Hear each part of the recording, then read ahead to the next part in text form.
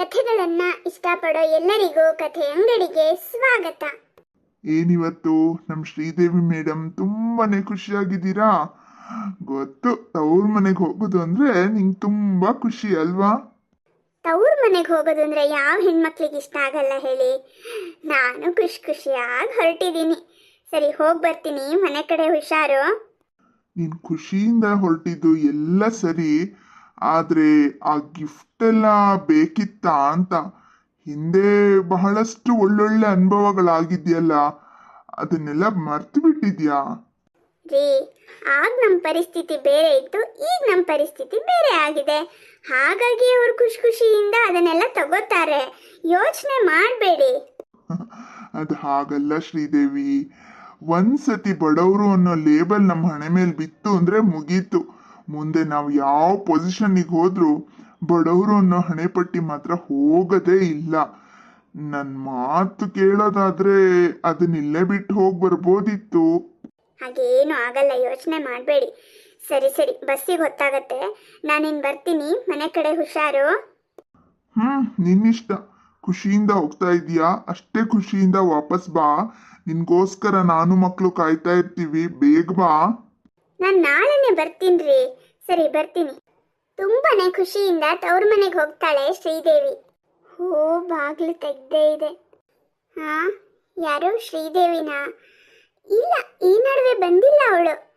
ಏನಂತ ಗೊತ್ತಿಲ್ಲ. ಸುಮಾರು 8-10 ತಿಂಗಳ ಮೇಲೆ ಆಯ್ತು ಬರಲಿಲ್ಲ. ಅಯ್ಯೋ, ಬರ್ದೇ ಇದ್ರೇನೆ ಒಳ್ಳೇದಮ್ಮ, ಸುಮ್ಮನಿರು. ಖರ್ಚು ಉಳೀತು ನಮಗೆ.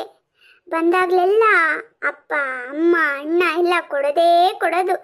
ಎಷ್ಟು ಕೊಟ್ರು ಅವಳಿಗೆ ತೃಪ್ತಿ ಅನ್ನೋದಿಲ್ಲ. ಬಾಯಲ್ಲಿ ಮಾತ್ರ ಬೇಡ ಬೇಡ ಬೇಡ ಬೇಡ ಅಂತ ರಾಗ ಇಳಿತಾಳೆ. ಆದ್ರೆ ಕೊಟ್ಟಿದ್ದನ್ನೆಲ್ಲ ಎತ್ಕೊಂಡು ಹೋಗ್ತಾಳೆ. ಅವಳ ಗಂಡಂಗೆ ಸಂಬಳ ತುಂಬಾ ಕಡಿಮೆ ಅಂತೆ, ಸಣ್ಣ ಕೆಲಸದಲ್ಲಿ ಇದಾರಂತೆ. ಅದಕ್ಕೆ ಈ ಮಹಾರಾಣಿ ಇಲ್ಲಿ ಬಂದಾಗೆಲ್ಲ ಬಾಚ್ಕೊಂಡು ತಗೊಂಡು ಹೋಗೋದು. ಅತ್ತೆನೋ ಅಲ್ಲೋಗಕ್ಕೆ ಸ್ವಲ್ಪ ಹಿಂದೇಟ್ ಹಾಕ್ತಾರೆ. ಅಂದರೆ ಅವ್ರಿಗೆ ಸ್ವಲ್ಪ ಬಡತನ ಅಲ್ವಾ, ಹಾಗಾಗಿ ಮನೆ ಕೆಲಸಕ್ಕೆಲ್ಲ ಯಾರೂ ಇಟ್ಕೊಂಡಿಲ್ಲ. ಎಲ್ಲ ಕೆಲಸ ಶ್ರೀದೇವಿ ಒಬ್ಬಳೇ ಮಾಡ್ತಾಳಂತೆ. ಮಗಳು ಕೆಲಸ ಮಾಡೋದನ್ನ ನೋಡ್ಕೊಂಡು ಸುಮ್ಮನಿರಕ್ಕಾಗತ್ತಾ? ಅದಕ್ಕೆ ಇವರು ಕೆಲಸ ಮಾಡಬೇಕಾಗತ್ತೆ. ಇನ್ನು ಅಡುಗೆನೂ ಅಷ್ಟಕ್ಕಷ್ಟೇ ಅಂತೆ. ಏನೂ ಅಷ್ಟೇನು ಚೆನ್ನಾಗಿ ಅಡುಗೆ ಮಾಡೋಕ್ಕೆ ಬರಲ್ಲ ಅಂತಲ್ಲ, ಆದರೆ ಮನೇಲಿ ಸರಿಯಾಗಿ ಸಾಮಾನುಗಳಿರಲ್ಲ. ಅದೇ ದಿನ ಚಿತ್ರಾನ್ನ, ಉಪ್ಪಿಟ್ಟು, ಪುಳಿಯೋಗರೆ, ವಾಂಗಿಬಾತು, ಇದು ಇಂಥವೆಲ್ಲ ಏನೇನೋ ಅಂತೆ. ಸಿಂಪಲ್ಲಾಗಿ ಏನೋ ಒಂದು ಮಾಡಾಕ್ತಾಳೆ. ಹೇಳಂಗಿಲ್ಲ ಬಿಡಂಗಿಲ್ಲ. ಅವಳ ಕಷ್ಟ ಅವಳಿಗೆ. ಅದಕ್ಕೆ ನಾನು ಅಲ್ಲಿ ಹೋಗಲ್ಲ ಅಂತ ಹೇಳ್ತಿದ್ರು ನೋಡು. ಇಲ್ಲಿ ಬಂದಾಗ ಮಾತ್ರ ಎಲ್ಲ ಹೊರಿಸಿ ಕಳಿಸ್ತಾರೆ. ಇಲ್ಲ, ಈ ನಡುವೆ ಅವರು ಹೋಗಿಲ್ಲ, ಅವಳು ಬಂದಿಲ್ಲ. ಒಳ್ಳೇದಾಯ್ತು ಬಿಡು. ಮತ್ತೆ ಇನ್ನೇನು ಸಮಾಚಾರ? ಅತ್ತಿಗೆ ವಿನೂತನ್ ಮಾತು ಕೇಳಿ ಶ್ರೀದೇವಿಗೆ ತುಂಬಾ ಬೇಜಾರಾಗತ್ತೆ. ಓ ಶ್ರೀದೇವಿ, ಅಮ್ಮ ಫೋನ್ ಇಡ್ತೀನಿ, ಆಮೇಲೆ ಮಾಡ್ತೀನಿ. ಅದಕ್ಕೆ ಫೋನ್ ಇಡಬೇಡಿ, 1 ನಿಮಿಷ. ಅದು ಶ್ರೀದೇವಿ, ನೀವು ನನ್ನ ಬಗ್ಗೆ ಫೋನಲ್ಲಿ ಮಾತಾಡಿದ್ದನ್ನೆಲ್ಲ ಕೇಳಿಸ್ಕೊಂಡೆ ಅದಕ್ಕೆ ವಿಷಯ ಏನು ಅಂತ ಅವ್ರಿಗೂ ಅರ್ಥ ಆಗಲಿ. ಲೈನಲ್ಲೇ ಇರಿ, ಎಲ್ಲ ವಿಷಯ ಹೇಳ್ತೀನಿ. ಏನಾಯ್ತು ಶ್ರೀದೇವಿ? ಯಾಕಿಷ್ಟು ಕೋಪ ಮಾಡ್ಕೋತಿದ್ಯಾ? ಕೋಪ ಇಲ್ಲಮ್ಮ, ಗಾದೆನೇ ಇದೆಯಲ್ಲ, ಬಡವನ ಕೋಪ ದವಡೆಗೆ ಮೂಲ ಅಂತ. ಇಷ್ಟು ದಿನ ನಾನು ಮನಸ್ಸಲ್ಲೇ ಬಚ್ಚಿಟ್ಕೊಂಡಿದ್ದೆ. ಈಗ ಅದನ್ನು ಹೇಳೋ ಸಮಯ ಬಂದಿದೆ. ಎಲ್ರಿಗೂ ಈ ವಿಚಾರ ತಿಳಿಲಿ. ಏನು ಹೇಳಬೇಕು ಶ್ರೀದೇವಿ? ಹೆದರ್ಕೋಬೇಡಿ ಅತ್ತಿಗೆ. ನಾನಿಲ್ಲಿ ನಿಮಗೆ ಬೈಯಕ್ಕಾಗಲಿ, ಜಗಳ ಮಾಡೋಕ್ಕಾಗಲಿ, ಹತ್ತು ಕರೆದು ರಂಪಾಟ ಮಾಡೋಕ್ಕಾಗಲಿ ಬರಲಿಲ್ಲ. ಒಂದು ಖುಷಿ ವಿಚಾರನ ಹಂಚ್ಕೋಬೇಕು ಅಂತ ಖುಷಿಯಾಗಿ ಬಂದೆ. ಆದರೆ ನನ್ನ ಮನಸ್ಸಿನ ಮಾತನ್ನೆಲ್ಲ ಈಚೆ ತರಕ್ಕೆ ಒಂದು ವೇದಿಕೆ ಸೃಷ್ಟಿ ಆಗತ್ತೆ ಅಂತ ನನಗೆ ಗೊತ್ತಿರಲಿಲ್ಲ. ಒಳ್ಳೇದಾಯಿತು, ಆಗೋದಿಲ್ಲ ಒಳ್ಳೇದಕ್ಕೆ ಅಂತಾರಲ್ವಾ. ಇವತ್ತೆಲ್ಲದನ್ನು ಕ್ಲಿಯರ್ ಮಾಡ್ತೀನಿ. ನೀವು ನಿಮ್ಮ ಅಮ್ಮನ ಹತ್ರ ಏನು ಹೇಳ್ತಾ ಇದ್ರಿ ಅತ್ತಿಗೆ? ಶ್ರೀದೇವಿ ತವ್ರ ಮನೆಗೆ ಬರುವಾಗ ಏನೂ ತಗೊಂಡು ಬರಲ್ಲ, ಇಲ್ಲಿಂದ ಹೋಗೋವಾಗ ಎಲ್ಲದನ್ನು ಬಾಚ್ಕೊಂಡು ಹೋಗ್ತಾಳೆ. ಬೇಡ ಬೇಡ ಅಂತ ಬಾಯಲ್ಲಿ ಹೇಳ್ತಾಳೆ, ಆಮೇಲೆ ಎಲ್ಲದನ್ನು ತಗೊಂಡು ಹೋಗ್ತಾಳೆ ಅಂತ ಅಲ್ವಾ? ಮೊದಲು ಇದನ್ನು ಕ್ಲಾರಿಫೈ ಮಾಡ್ತೀನಿ. ನಾನು ಮುಂಚೆ ಎಲ್ಲ ಮಕ್ಕಳಿಗೆ ಏನಾದರೂ ಆಟದ ಸಾಮಾನು, ಬಟ್ಟೆನೋ, ಸ್ವೀಟ್ಸು ಎಲ್ಲ ತರ್ತಿದ್ದೆ ತಾನೆ. ಅವಾಗ ಏನಂತ ಇದ್ರಿ ನೀವು? ಇದೆಲ್ಲ ಯಾಕೆ ತಂದಿದ್ಯಾ ಶ್ರೀದೇವಿ? ಮಕ್ಕಳು ಇಂಥದನ್ನೆಲ್ಲ ಆಟ ಆಡಲ್ಲ, ಇಂಥ ಬಟ್ಟೆ ಹಾಕಲ್ಲ, ಇಂಥ ಸ್ವೀಟ್ ತಿನ್ನಲ್ಲ, ಹಾಗೆ ಹೀಗೆ ಅಂತಿದ್ರಿ. ಆಮೇಲೆ ಅಮ್ಮ, ನಿಂದೇ ಕಷ್ಟ ಹಾಸಿ ಒದೆಯೋ ಅಷ್ಟಿದೆ, ಇನ್ನು ಇದನ್ನೆಲ್ಲ ಯಾಕೆ ತರ್ತೀಯಾ ಅಂತ ಅಮ್ಮ ಹೇಳೋದು. ಅಪ್ಪ, ನಿನ್ನ ಕಷ್ಟ ಏನು ಅಂತ ಎಲ್ರಿಗೂ ಗೊತ್ತಿದೆ ಶ್ರೀದೇವಿ, ನೀನೇನು ತರದೇ ಇದ್ರು ಯಾರು ಏನೂ ಅನ್ಕೊಳ್ಳಲ್ಲ, ಸುಮ್ಮನೆ ದುಡ್ಡು ದಂಡ ಮಾಡಬೇಡ ಅಂತ ಅಪ್ಪ ಹೇಳೋದು. ಇಷ್ಟೆಲ್ಲ ಆದಮೇಲೆ ನಾನು ಮನೆಗೆ ಹೋಗೋ ಟೈಮಿಗೆ ಅಣ್ಣ ಬರ್ತಾರೆ, ನೀನು ಅಷ್ಟೊಂದು ಸಾಮಾನೆಲ್ಲ ತೊಗೊಂಡು ಬಂದಿದ್ಯಾ, ಬಾವಂಗೆ ಎಷ್ಟು ಕಷ್ಟ ಆಗುತ್ತೋ ಏನೋ ಅಂಥೇಳಿ ಕೈಯಲ್ಲಿ ದುಡ್ಡು ತುರುಕೋದು. ನಾನು ಬೇಡ ಅಂದರೆ ಆಣೆ ಪ್ರಮಾಣ ಮಾಡೋದು. ಇದಿಷ್ಟು ಮಾತ್ರ ಅಲ್ಲ, ಮನೇಲಿರೋ ತರಕಾರಿ, ಹಣ್ಣು, ದಿನಸಿ ಸಾಮಾನು ಇದನ್ನೆಲ್ಲ ಬೇಡ ಬೇಡ ಅಂದರೂ ನೀವೆಲ್ಲರೂ ಪ್ಯಾಕ್ ಮಾಡಿಕೊಡ್ತೀರಾ. ಆಮೇಲೆ ನಾನು ಬೇಡವೇ ಬೇಡ ಅಂತ ಹಠ ಮಾಡಿದ್ರೆ ಆಣೆ ಪ್ರಮಾಣ ಹಾಕಿ ಬಾಯಿ ಮುಚ್ಚಿಸ್ತೀರಾ. ಅವಾಗ ನಾನು ಏನು ಮಾಡಬೇಕು? ತಗೊಂಡು ಹೋಗ್ಬೇಕೋ ಬೇಡವೋ? ಹಾಂ, ತಗೊಂಡು ಹೋಗ್ಬೇಕು ತಾನೆ? ತಗೊಂಡು ಹೋದ್ಮೇಲೆ ಈ ಥರ ಮಾತಾಡೋದು, ಇದು ಸರಿನಾ? ಏನೋ ಮಾತಲ್ಲಂದೆ ಶ್ರೀದೇವಿ, ಬೇಜಾರು ಮಾಡ್ಕೋಬೇಡ. ಹೋಗ್ಲಿ ಬಿಡು ಶ್ರೀದೇವಿ, ಅದೇನೋ ಖುಷಿ ವಿಷಯ ಹಂಚ್ಕೊಳಕ್ ಬಂದಿದ್ದೀನಿ ನಿನ್ಗೆಲ್ಲ, ಅದನ್ನ ಹೇಳು. ಖುಷಿ ವಿಚಾರ ಏನು ಅಂತ ಹೇಳ್ತೀನಮ್ಮ. ಅದಕ್ಕಿಂತ ಮುಂಚೆ ನೀನು ನನ್ನ ಮಾತು ಹೌದು ಅಲ್ವೋ ಅನ್ನೋದನ್ನು ಹೇಳು. ನನ್ನ ಮದುವೆಗೆ ಮುಂಚೆ ಈ ಮನೆನ ಪ್ರತಿದಿನ ಗುಡಿಸಿ ಒರೆಸ್ತಾ ಇದ್ದೋಳ್ನ ಅಂತಾನೆ.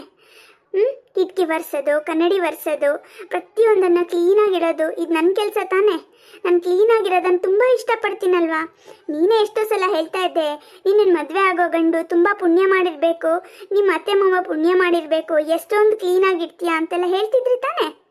ಈಗ ನನ್ನ ಮನೆನ ನಾನು ಗುಡಿಸೋದು, ಒರೆಸೋದು, ನನ್ನ ಮನೆ ಪಾತ್ರೆ ತೊಳೆಯೋದು, ನನ್ನ ಮನೆ ಕೆಲಸನೆಲ್ಲ ಮಾಡಿದ್ರೆ ನನ್ನ ಕಂಜೂಸ? ನನ್ನ ಗಂಡಂಗೆ ಸಂಬಳ ಕಡಿಮೆ ಇದೆ ಅಂತನಾ?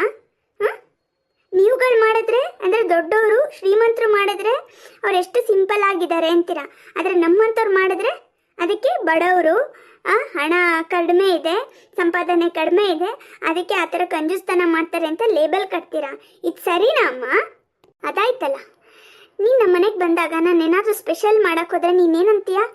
ಏನು ಮಾಡಬೇಡ ಕಣೆ, ಆರಾಮಾಗಿ ಕೂತ್ಕೊಂಡು ಸ್ವಲ್ಪ ಹೊತ್ತು ಮಾತಾಡೋಣ, ನಾನು ನಿನ್ನ ಜೊತೆಗೆ ಮಾತಾಡೋಕ್ಕೆ ಅಂತ ಇಲ್ಲಿಗೆ ಬರ್ತೀನಿ, ನಿನ್ನ ಕೈಗೆ ಸಿಗಲ್ಲ, ಯಾವಾಗಲೂ ಕೆಲಸದಲ್ಲೇ ಮುಳುಗೋಗಿರ್ತೀಯ, ಸ್ವಲ್ಪ ಹೊತ್ತು ಕೂತ್ಕೊಂಡು ಮಾತಾಡೋಣ. ನೀನು ಅಂಥದ್ದೇನಾದ್ರು ಸ್ಪೆಷಲ್ ಮಾಡಿದ್ರೆ ನನಗೀಗ ಜೀರ್ಣ ಆಗಲ್ಲ, ವಯಸ್ಸಾಗಿದೆ, ಈಗ ಲೈಟ್ ಫುಡ್ಡೇ ನಮಗೆ ಒಳ್ಳೆಯದು, ಹಾಗೆ ಹೀಗೆ ಅಂತ ನನ್ನನ್ನು ತಡಿತೀ ತಾನೆ? ಏನೂ ಮಾಡೋಕ್ಕೆ ಬಿಡದೇ ಇರೋಳು ನೀನೇ, ಇರೋದನ್ನು ಹಂಚ್ಕೊಂಡು ತಿನ್ನೋಣ, ಸ್ವಲ್ಪ ಆರಾಮಾಗಿ ಕೂತಿರೋಣ ಅಂತ ಹೇಳೋಳು ನೀನೆ, ಎಲ್ಲೂ ಹೋಗೋದು ಬೇಡ ಅಂತ ಹೇಳೋಳು ನೀನೆ. ಈ ಬೆನ್ನ ಹಿಂದೆ ಈ ಥರ ಮಾತಾಡೋದು ಸರಿನಾ ಇದು? ಶ್ರೀದೇವಿ, ಅದು ಹಾಗಲ್ಲ ಕಣೆ.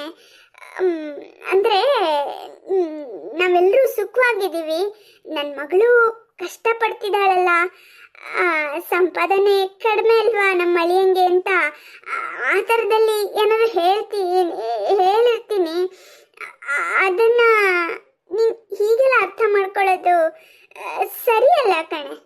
ನಿನ್ನ ಮಾತು ಇಷ್ಟು ತೊದಲ್ತಾ ಇದೆ ಅಂದರೆ ನೀನು ಮಾತಾಡಿರೋದು ತಪ್ಪು ಅಂತ ನಿಂಗೂ ಅರ್ಥ ಆಗಿದೆ ಅಂತ ಗೊತ್ತಾಯ್ತು ಬಿಡು. ಗೊತ್ತಿತ್ತು ಮತ್ತೆ ಮತ್ತೆ ಈ ಥರ ಮಾತಾಡೋದು ಹೋಗಲಿ ಬಿಡು.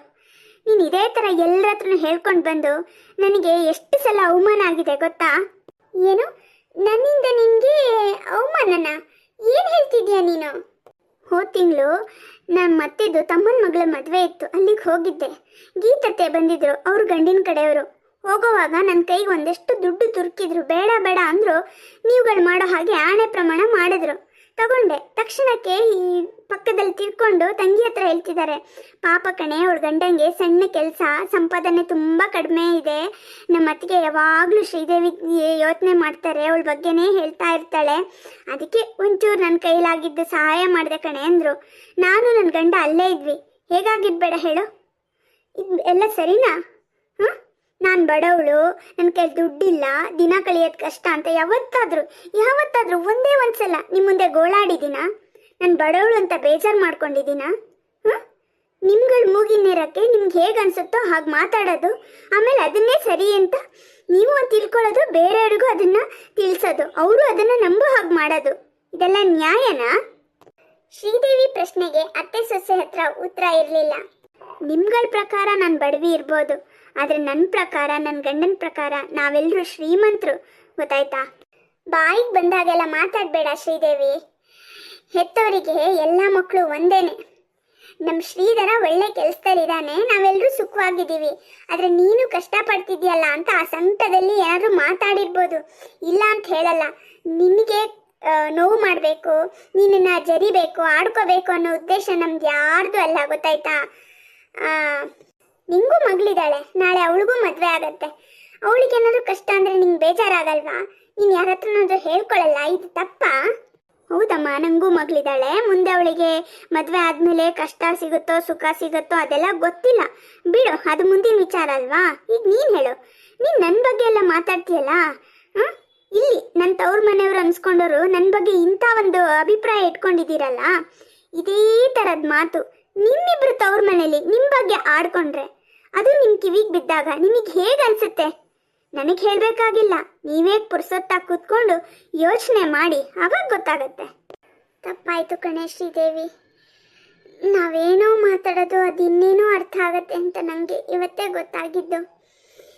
ನೀನು ಹೇಳೋ ಒಂದೊಂದು ಮಾತನ್ನು ಚಾಟಿಯಲ್ಲಿ ಹೊಡೆದಾಗಿದೆ. ಸಾರಿ ಕಣೆ. ಸಾರಿ ಎಲ್ಲ ಕೇಳೋ ಅವಶ್ಯಕತೆ ಇಲ್ಲ ಅಮ್ಮ. ಶ್ರೀದೇವಿ, ಸಾರಿ ಕಣೆ, ನಂದು ತಪ್ಪಾಯಿತು. ನೀವು ಸಾರಿ ಕೇಳೋ ಅವಶ್ಯಕತೆ ಇಲ್ಲ. ಇಂಥ ಮಾತುಗಳನ್ನ ನಾನು ತುಂಬ ಹಿಂದಿಂದನೂ ಕೇಳಿಸ್ಕೊಂಡು ಬಂದಿದ್ದೀನಿ. ಮಾತಾಡಬಾರ್ದು ಅಂತ ನಾನು ತಡ್ಕೊಂಡಿದ್ದೆ, ಆದರೆ ಇವತ್ತು ನನ್ನ ಕೈಲಿ ತಡೆಯೋಕ್ಕಾಗಿಲ್ಲ. ನನ್ನ ಗಂಡ ಬರೋವಾಗಲೇ ಹೇಳಿದರು, ನೀನು ಅಷ್ಟೊಂದು ಪ್ರೀತಿಯಿಂದ ಗಿಫ್ಟ್ ಎಲ್ಲ ತೊಗೊಂಡು ಹೋಗ್ತೀಯಾ, ಹಿಂದೆ ನಿನಗೆ ಎಂತೆಂಥ ಅನುಭವ ಆಗಿದೆ ಅಂತ ಗೊತ್ತಿದೆಯಲ್ಲ, ಬೇಡ ಬಿಡು ಅಂತ. ನಾನೇ ಬೇಡ ಅಂದಿದ್ದೆ. ಅದಕ್ಕೆ ಅವರು ಒಂದು ಮಾತು ಹೇಳಿದರು, ನಾವು ಎಷ್ಟೇ ಎತ್ತರಕ್ಕೆ ಹೋದ್ರೂ ಹಿಂದೆ ಬಡವರು ಅನ್ನೋದು ಲೇಬಲ್ ಮಾತ್ರ ಕಳಚಿ ಹೋಗಲ್ಲ ಅಂತ. ನಿಜ ಆಯಿತು. ತಪ್ಪಾಯಿತು ಅಂತ ಹೇಳಿದ್ನಲ್ಲ ಶ್ರೀದೇವಿ, ಹೋಗಲಿ ಬಿಡು. ಏನೋ ನಾವು ತಪ್ಪು ಮಾಡಿದ್ವಿ, ಇವತ್ತು ಇಟ್ಕೊಳ್ಳೋಕ್ಕೆ ನೀನೊಂದು ಅವಕಾಶ ಕೊಡು. ಇನ್ನು ಯಾವತ್ತೂ ನಿನ್ನ ಮನಸ್ಸು ನೋಯಿಸಲ್ಲ. ತಪ್ಪಾಯಿತು. ನೀನು ಯಾಕೆ ಬಂದೆ ಅಂತ ಕೇಳ್ಬೋದಾ? ಅಂದರೆ ಹಾಗಲ್ಲ, ತಪ್ಪು ತಿಳ್ಕೊಬೇಡ. ಮತ್ತೆ ನೀನೇನೋ ಖುಷಿ ವಿಷಯ ಹೇಳಬೇಕು ಅಂತ ಬಂದಿದ್ದೀನಿ ಅಂದ್ಯಲ್ಲ, ಅದೇನು ಅಂತ ಕೇಳ್ಬೋದಾ? ಅದನ್ನು ಹೇಳೋಕ್ಕೆ ಅಂತ ಬಂದಿದ್ದಲ್ವಾ? ಇರಲಿ ಬಿಡು, ಎಲ್ಲ ಕೆಟ್ಟ ಕನಸು ಅಂತ ನಾನು ಮರಿತೀನಿ, ನೀವು ಮರೀರಿ. ಇನ್ನು ಮುಂದೆ ಮಾತ್ರ ಇದು ರಿಪೀಟ್ ಆಗಬಾರ್ದು. ರಿಪೀಟ್ ಆದರೆ ಮಾತ್ರ ಬಾಂಧವ್ಯನ ಕಟ್ಟಾಗತ್ತಮ್ಮ, ಇದಂತೂ ನಿಜ. ನಾನು ಮತ್ತು ನನ್ನ ಫ್ರೆಂಡ್ ಮುಕ್ತ ಇಬ್ಬರು ಸೇರಿ ಒಂದು ಹೊಸ ಬಿಸ್ನೆಸ್ ಶುರು ಮಾಡಿದ್ದೀವಿ. ಮೊದಲಿಗೆ ಶ್ರೀಮುಖ ಅಂತ ಒಂದು ಕ್ರಾಫ್ಟ್ ವರ್ಕ್ ಕ್ಲಾಸನ್ನು ಶುರು ಮಾಡಿದ್ವಿ. ಅದರಲ್ಲಿ ನಾವು embroidery, tailoring, fabric painting, glass painting, ಆಮೇಲೆ ಟೆರಾಕೋಟಾ ಜ್ಯುವೆಲ್ರಿ ಇದನ್ನೆಲ್ಲ ಹೇಳ್ಕೊಡ್ತಾ ಇದ್ವಿ. ಆದರೆ ಕ್ರಮೇಣ ನಮಗೆ ಒಂದಷ್ಟು ಆರ್ಡ್ರ್ಗಳು ಬರೋದಕ್ಕೆ ಶುರುವಾಯಿತು. ಆಮೇಲೆ ನಾವು ಕ್ಲಾಸಿಗೆ ಬರೋ ಸ್ಟೂಡೆಂಟ್ಸಿಗೆ ಟ್ರೈನಿಂಗ್ ಕೊಡೋದಲ್ಲದೆ ಅವರನ್ನು ನಮ್ಮ ಕೆಲಸದಲ್ಲಿ ಸೇರಿಸ್ಕೊಂಡ್ವಿ. ಇವತ್ತು ನಮ್ಮದೇ ಆದ ಒಂದು ದೊಡ್ಡ ಬಿಸ್ನೆಸ್ಸು ಶುರುವಾಗಿದೆ. ಮೊನ್ನೆ ಟಿ ವಿಯವರು ಬಂದು ನಮ್ಮ ಫ್ಯಾಕ್ಟ್ರಿ ಆಮೇಲೆ ನಮ್ಮ ಬಿಸ್ನೆಸ್ ಪ್ಲೇಸ್ ಎಲ್ಲದನ್ನು ಶೂಟ್ ಮಾಡಿದ್ದಾರೆ. ಹಾಗೆ ನಮ್ಮನ್ನು ಇಂಟರ್ವ್ಯೂ ಮಾಡಿದ್ದಾರೆ. ಆ ಖುಷಿ ವಿಷಯನ ನಿಮ್ಮ ಹತ್ರ ಹಂಚ್ಕೊಳ್ಳೋಣ ಅಂತ ಈ ಗಿಫ್ಟನ್ನೆಲ್ಲ ತಗೊಂಡು ಬಂದಿದ್ದೆ. ಸರಿ ಅಮ್ಮ, ನಾನಿನ್ನು ಬರ್ತೀನಿ. ಏನು, ನಿಮ್ಮದೇ ಓನ್ ಬಿಸ್ನೆಸ್ಸಾ? ನಿಜಾನಾ? ಹೌದು ಅತ್ತಿಗೆ, ಹೊಸ ಬಿಸ್ನೆಸ್ ಶುರು ಮಾಡಿದ್ದೀವಿ. ಶ್ರೀಮುಖ ಕ್ರಿಯೇಷನ್ಸ್ ಅಂತ ಹೆಸರಿಟ್ಟಿದ್ದೀವಿ. ಓ ವಿನುತಾ, ಶ್ರೀಮುಖ ಕ್ರಿಯೇಷನ್ಸ್, ಇದ್ರ ಬಗ್ಗೆ ತುಂಬ ಜನ ಮಾತಾಡೋದನ್ನು ಕೇಳಿಸ್ಕೊಂಡಿದ್ದೀನಿ. ಅಮ್ಮ, ಏನಾದರೂ ಮಾತಾಡಿದ್ಯಾ? ಹೌದು ವಿನುತಾ, ಇಷ್ಟೊತ್ತು ನಿಮ್ಗಳ ಮಾತನ್ನು ಕೇಳಿಸ್ಕೊಂಡೆ. ನೀನು ನಾಲ್ಕು ಹೇಳಿದ ನಿಜ. ಶ್ರೀಮುಖ ಕ್ರಿಯೇಷನ್ಸ್ ಇದ್ರ ಬಗ್ಗೆ ನಾನು ತುಂಬ ಕೇಳಿದ್ದೀನಿ. ನಮ್ಮ ಪಕ್ಕದ ಮನೆಯವರು ಸುಮಾರು ವಸ್ತುಗಳನ್ನ ಶಾಪಿಂಗ್ ಮಾಡಿದ್ದಾರೆ. ನಾನು ಒಂದು ಸೀರೆ ತಗೋಬೇಕು ಅಂತಿದ್ದೆ. ಹೌದಾ ಅಮ್ಮ?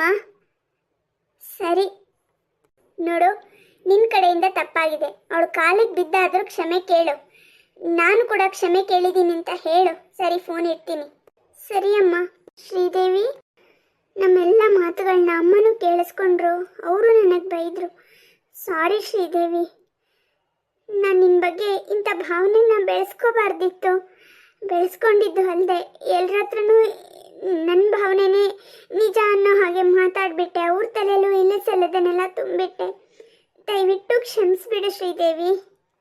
ಹೌದು ಶ್ರೀದೇವಿ, ನಾನು ನಿನ್ನ ಹತ್ರ ಮತ್ತೆ ಮತ್ತೆ ಕ್ಷಮೆ ಕೇಳ್ತೀನಿ. ನೀನಿವತ್ತು ಇಲ್ಲೇ ಇರಬೇಕಮ್ಮ. ಹೋಗ್ತೀನಿ ಅಂತ ಮಾತ್ರ ಹೇಳಬೇಡ. ಸರಿ, ನಾನಿವತ್ತು ಇಲ್ಲೇ ಉಳ್ಕೊತೀನಿ, ನಾಳೆ ಬರ್ತೀನಿ ಅಂತ ನನ್ನ ಗಂಡಂಗೆ ಹೇಳಿಬಿಟ್ಟೆ ಬಂದಿದ್ದೆ. ಅದೇ ಒಂದು ಕಂಡೀಷನ್, ನಾನು ತಂದಿರೋ ಗಿಫ್ಟನ್ನೆಲ್ಲ ನೀವು ತಗೋಬೇಕು. ಅಮ್ಮ ಹೇಳ್ತಾ ಇದ್ರು ನಿಮ್ಮ ಹತ್ರ ಒಳ್ಳೆ ಒಳ್ಳೆ ಕಲೆಕ್ಷನ್ಸ್ ಇದೆ, ಒಳ್ಳೊಳ್ಳೆ ಸ್ಯಾರಿಗಳು, ಆಮೇಲೆ ಜ್ಯುವೆಲ್ರಿ ಎಲ್ಲ ಸಿಗತ್ತೆ ಅಂತ. ನನಗೆ ಒಪ್ಪುವಂತ ತಂದಿದ್ಯಾ? ಹೌದು ಅದಕ್ಕೆ ಎಲ್ರಿಗೂ ಒಪ್ಪುವಂಥದ್ದನ್ನೇ ತಂದಿದ್ದೀನಿ. ಆದರೆ ನಿಮಗೆ ಇಷ್ಟ ಆಗುತ್ತೋ ನಂಗೆ ಗೊತ್ತಿಲ್ಲ. ನನ್ನ ಪ್ರಕಾರ ಇದೆಲ್ಲ ನಿಮಗೆ ಚೆನ್ನಾಗಿ ಕಾಣುತ್ತೆ. ಹಾಗಾಗಿ ಅಮ್ಮಂಗೆ ಸರಿಯಾಗಿರೋ ಸೀರೆ, ಅಪ್ಪಂಗೊಂದು ಪಂಚೆ ಶಲ್ಯ ಮತ್ತು ಒಂದು ಶರ್ಟು, ನಿಮಗೊಂದು ಡ್ರೆಸ್ ಪೀಸು, ಆಮೇಲೆ ಪುಟಾಣಿಗಳಿಗೆ ಆಟದ ಸಾಮಾನು, ಎಲ್ಲ ಎಕೋ ಫ್ರೆಂಡ್ಲಿ ಆಟ ಸಾಮಾನುಗಳು, ಅಣ್ಣಂಗೆ ಒಂದು ಕುರ್ತಾ ಪೈಜಾಮ್, ಇದೆಲ್ಲ ತಂದಿದ್ದೀನಿ. ಆಮೇಲೆ ನಿಮ್ಮ ಇಷ್ಟ. ಕೊಡು ಮಗಳೇ, ನೀನು ಕೊಟ್ಟಿದ್ದನ್ನೆಲ್ಲ ಖುಷಿಯಿಂದ ಹಾಕ್ಕೋತೀವಿ. ಯಾಕಂದರೆ ನನ್ನ ಮಗಳು ದೊಡ್ಡ ಎಂಟ್ರಪ್ರೆನರ್ ಆದ್ಲು. ಇದು ನಿನ್ನ ಬಾಲ್ಯದ ಕನಸಲ್ವಾ? ಹೌದಮ್ಮ, ಚಿಕ್ಕ ವಯಸ್ಸಿಂದನೂ ನನಗೆ ಏನಾದರೂ ಒಂದು ಸಾಧನೆ ಮಾಡಬೇಕು ಅಂತ ತುಂಬ ಆಸೆ ಇತ್ತು. ನಿಮ್ಗೆಲ್ರಿಗೂ ಇದು ಗೊತ್ತಿದೆಯಲ್ಲ, ಪಾಪ ಅದಕ್ಕೆ ಗೊತ್ತಿಲ್ಲ, ನಿಮಗೆಲ್ಲ ಗೊತ್ತಿದೆ ಅಲ್ವಾ. ಕೊನೆಗೂ ನಾನು ಅದನ್ನು ಸಾಧಿಸ್ಬಿಟ್ಟೆ. ತುಂಬ ಖುಷಿ ಆಗ್ತಿದೆ ಅಮ್ಮ. ಇನ್ಮೇಲಾದರೂ ನಮ್ಮ ಹಣೆ ಮೇಲಿರೋ ಬಡವರನ್ನೋ ಲೇಬಲ್ ಹೋಗುತ್ತೆ ತಾನೇ? ಮತ್ತೆ ನಾವು ನಮ್ಮ ತಪ್ಪನ್ನು ತಿದ್ಕೊಂಡ್ರು ಇವಳು ನಮ್ಮನ್ನು ಆಡ್ಕೊಳ್ಳೋದು ಬಿಡೋ ಹಾಗೆ ಕಾಣಲ್ಲ. ಇವಳು ಶ್ರೀಮಂತಳು ಅಂತ ಇವಳು ಹಣೆ ಮೇಲೆ ದೊಡ್ಡ ಹಚ್ಚೆನ ಹಾಕ್ಸ್ಬಿಡೋಣ. ಸರಿಯಾಗಿ ಹೇಳ್ದೆ ವಿನುತಾ. ಪ್ರೀತಿಯ ಬಂಧುಗಳೇ, ಈ ಕಥೆ ನಿಮಗೆ ಹೇಗೆ ಅನ್ನಿಸ್ತು ಅನ್ನೋದನ್ನು ದಯವಿಟ್ಟು ಕಮೆಂಟ್ಸಲ್ಲಿ ತಿಳಿಸಿ. ಹಾಗೆ ಇಷ್ಟ ಆದರೆ ಗೊತ್ತಲ್ವಾ? ಹೌದು, ಲೈಕ್, ಶೇರ್, ಸಬ್ಸ್ಕ್ರೈಬ್ ಮಾಡಿ ಸಪೋರ್ಟ್ ಮಾಡೋದನ್ನು ಮರಿಬೇಡಿ. ಇನ್ನೊಂದು ಚಂದದ ಕಥೆಯಲ್ಲಿ ಸಿಗೋಣ. ಧನ್ಯವಾದಗಳು.